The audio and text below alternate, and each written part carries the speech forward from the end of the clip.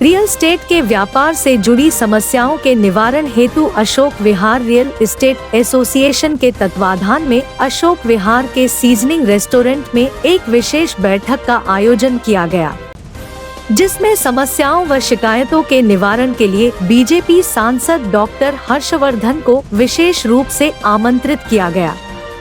Doctor Harshvardhan ने व्यापारियों की समस्याओं को गंभीरता से सुना और उसके निवारण का रास्ता बताते हुए समस्या को दूर करने का आश्वासन भी दिया। हमारा जो ये एरिया है अशोक विहार शालीमार पीतमपुरा, इसका जो रजिस्टर ऑफिस था पहले पीतमपुरा में था, आरयू मार्केट में। 8 से 9 साल पहले इसको शिफ्ट कर दिया गया रोहिणी में कि यहाँ रेनोवेशन चल रही है, वापस यहाँ आ जाएगा। जितने भी डी राइटर्स हैं वो अभी भी आरयू मार्केट में ही बैठे हुए हैं जो रजिस्ट्रेशन करते हैं, और वो वापस रजिस्टर ऑफिस यहाँ पे आया नहीं। 8-9 साल पहले रोहिणी में हम गए तो हमारा जो ये ऑफिस था 5वीं मंजिल पे था और 2 लिफ्ट वहाँ पे लगी हुई थी, जिसमें एक ही लिफ्ट चलती थी।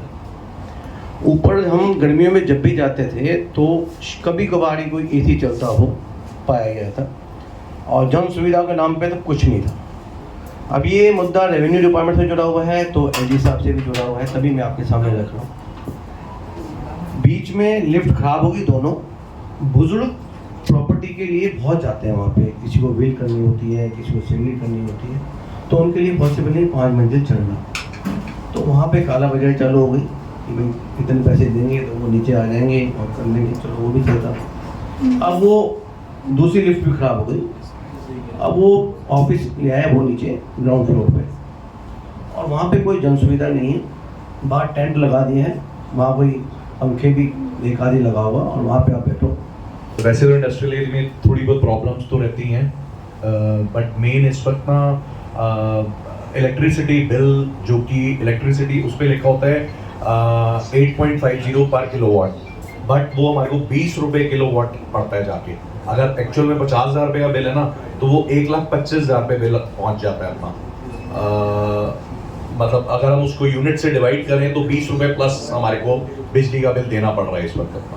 देखिए, जो पहला वाला इशू है इसके लिए आप एक proper representation number 1 lieutenant governor के लिए भी बना लीजिए, और उसमें ये सब बातें जो आपने डिस्क्राइब की हैं क्रोनोलॉजिकल ऑर्डर में सब ठीक से लिख के, और उनके यहाँ भिजवाने के साथ साथ हमें उसकी कॉपी उसी में लिख के, और एक जो दिल्ली गवर्नमेंट के रेवेन्यू सेक्रेटरी हैं, क्योंकि अभी दिल्ली गवर्नमेंट के मंत्री वगैरह से बहुत ज़्यादा उनको उम्मीद नहीं है, वो तो सब अपने दूसरे ही चीज़ों में अभी इस समय बिजी हैं। कुछ लोग बाहर हैं, कुछ अंदर हैं, कुछ एजिटेशन वगैरह में हैं।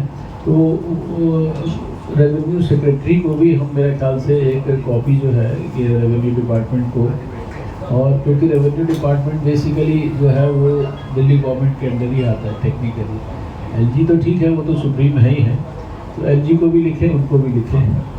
जो दूसरी डीईआरसी वाली बात है वो बहुत ही कोई कॉम्प्लिकेटेड कुछ उसमें बात है, डीईआरसी को लिखें, जो यही बात डीईआरसी को भी लिखें, वही बात उसको दूसरी एमसीडी के जो कमिश्नर हैं जो ज्ञानेश भारती, उनको भी लिखिए, और दोनों को एक ही चीज़ लिखिए कि ये आपके पॉलिसी में ये आपस में जो है कॉन्फ्लिक्ट है जो इस पॉलिसी में, जिस कारण वी आर सफरिंग। तो ये मेरे ख्याल से सरकारी चीज़ों में कई बार होता है, रूटीन में चीज़ें ठीक नहीं होती हैं unless they are brought to the notice of both the systems simultaneously at the same time, तो वो हम उसको टेकअप कर लेंगे।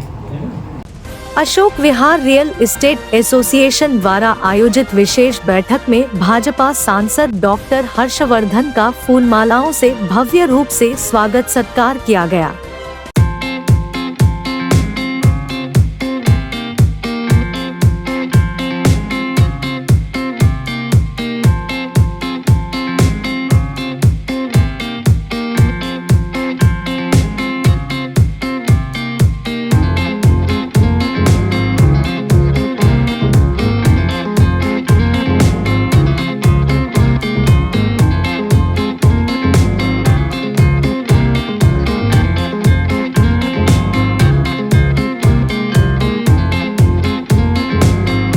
अशोक विहार रियल एस्टेट के चीफ पैट्रन विपिन आहूजा ने बैठक की विस्तृत जानकारी आपकी न्यूज के साथ शेयर करते हुए बैठक में शामिल सभी व्यापारियों का आभार व्यक्त किया।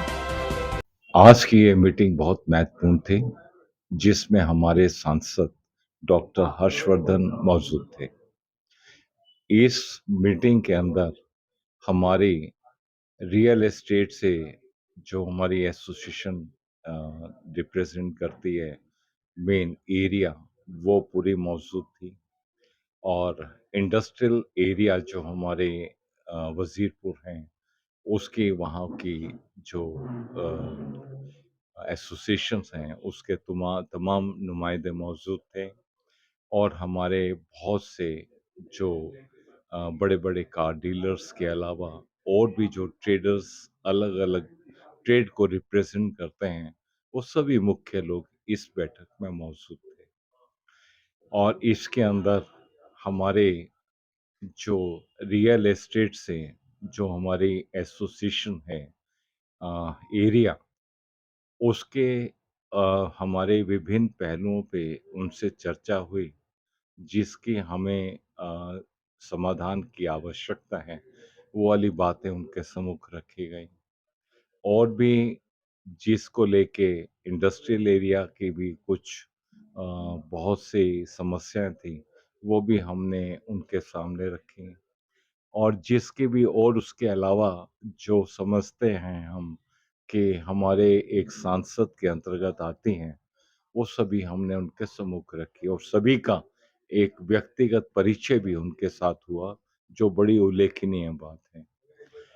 तो ये आज की मीटिंग बेहद सफल रही। और इसके साथ में मैं धन्यवाद दूंगा हमारे निगम पार्षद योगेश वर्मा जी का और हमारे डॉक्टर महेंद्र नागपाल का, जिन्होंने एक इसके अंदर पूरी पूरा योगदान दिया इस मीटिंग में। और भविष्य में ये सब मीटिंग्स अब चलती रहेंगी वन टू वन, जिससे कि हमारी कोई भी समस्याएं जो उनके किसी के अंतर्गत आती हैं, वो जिनका समाधान निकले। तो हम तत्पर हैं कि हम सभी एक प्लेटफॉर्म पे अपनी समस्याओं को सबके सम्मुख लाके उनका निदान कराएं।